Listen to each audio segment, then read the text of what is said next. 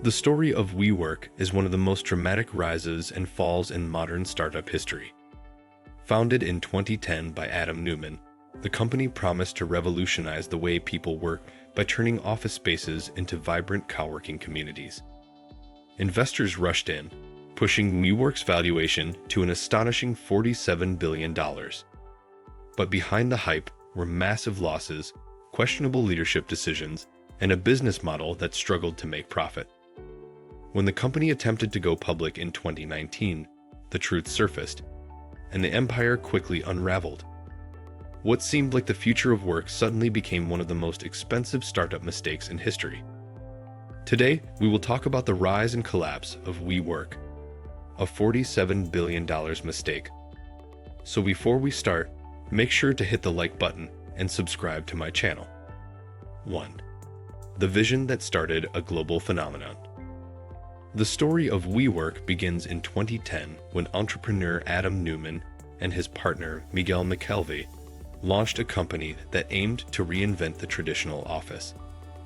Instead of businesses signing expensive long-term leases for private offices, WeWork offered shared workspaces where freelancers, startups, and companies could rent desks or offices with flexible terms. The idea tapped into major trends at the time: the rise of entrepreneurship, remote work, and the gig economy. WeWork didn't just sell office space, it sold a lifestyle and community. Its offices featured modern designs, communal lounges, networking events, and a culture that encouraged collaboration. The company promoted the idea that it was not simply a real estate business, but a technology-driven platform that would transform how people worked around the world. This bold narrative attracted investors and entrepreneurs who believed the future of work was shifting toward flexibility and community-focused workplaces. In the early years, WeWork expanded rapidly in major cities such as New York, San Francisco, London, and Shanghai. Startups loved the flexible contracts and stylish environments, while large corporations began renting entire floors for satellite teams. The company's mission statement, to elevate the world's consciousness, gave it an almost philosophical identity that went far beyond office rentals. Investors were captivated by the company's ambition and the charisma of its founder, Adam Neumann. His energetic leadership style and ambitious vision helped position WeWork as one of the most exciting startups of the 2010s. As venture capital poured in, the company's growth accelerated dramatically, setting the stage for one of the most remarkable rises in modern startup history. 2. Hypergrowth in the race to a $47 billion valuation. Between 2012 and 2019, WeWork experienced explosive expansion fueled by billions of dollars in venture capital funding. Major investors such as SoftBank and its Vision Fund poured massive sums into the company, believing it could dominate the global office market. With this funding, WeWork aggressively opened hundreds of locations worldwide and signed long-term leases on office buildings in dozens of countries. The company grew from a small startup to a global brand with hundreds of locations and thousands of employees.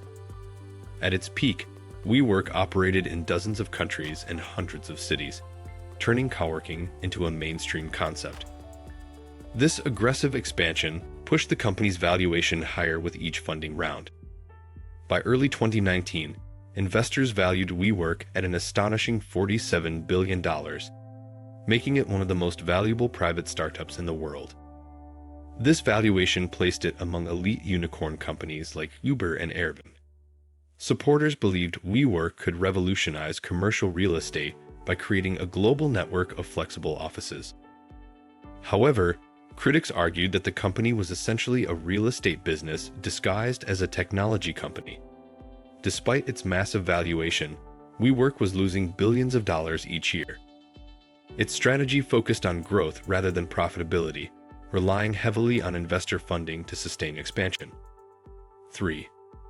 The business model, visionary or flawed.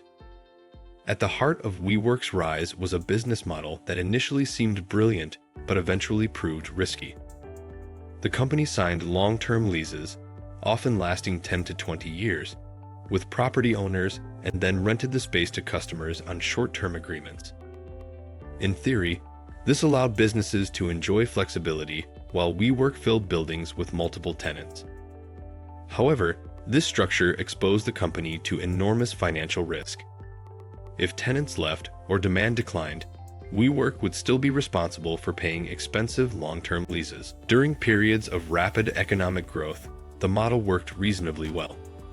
Startups, freelancers, and even large corporations rushed to rent flexible offices. WeWork spaces became famous for their trendy designs, free beer taps, and networking events that created a startup-like culture. Yet behind the stylish offices was a financial reality that worried analysts. The company was spending heavily on renovations, marketing, and expansion while generating far less revenue than it spent. Critics argued that WeWork's success relied heavily on continuous investor funding rather than sustainable profits. In essence, the company was betting that global demand for flexible office space would grow fast enough to eventually justify its massive costs. 4. Leadership controversies and corporate culture. A major factor in WeWork's rise and eventual collapse was the leadership style of Adam Neumann. Known for his charismatic personality and bold ambitions, Neumann built a company culture that blended startup energy with extravagant spending. Employees described a workplace filled with lavish parties, alcohol-fueled celebrations, and unconventional management practices. While this culture helped attract talent and media attention, it also raised concerns among investors and corporate governance experts. Several controversial decisions by Neumann intensified scrutiny. For example, he reportedly leased buildings he personally owned back to WeWork, creating potential conflicts of interest. He also sold the rights to the We trademark to the company for millions of dollars before returning the money after criticism. Additionally, the company introduced unusual corporate structures that gave Neumann overwhelming control through special voting shares.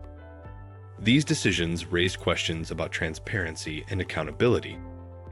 As long as investors believed in WeWork's growth story, these issues were largely ignored. However, once the company prepared to go public, the spotlight on its leadership and governance grew much stronger. 5. The failed IPO that exposed everything. The turning point in WeWork's story came in 2019 when the company attempted to launch an initial public offering, IPO. The IPO filing revealed detailed financial information that had previously been hidden from the public. Investors quickly discovered that WeWork was losing billions of dollars annually and had enormous long-term lease obligations. Analysts also criticized the company's unusual accounting methods and questioned its claim of being a technology company rather than a real estate firm. As scrutiny intensified, investor confidence collapsed.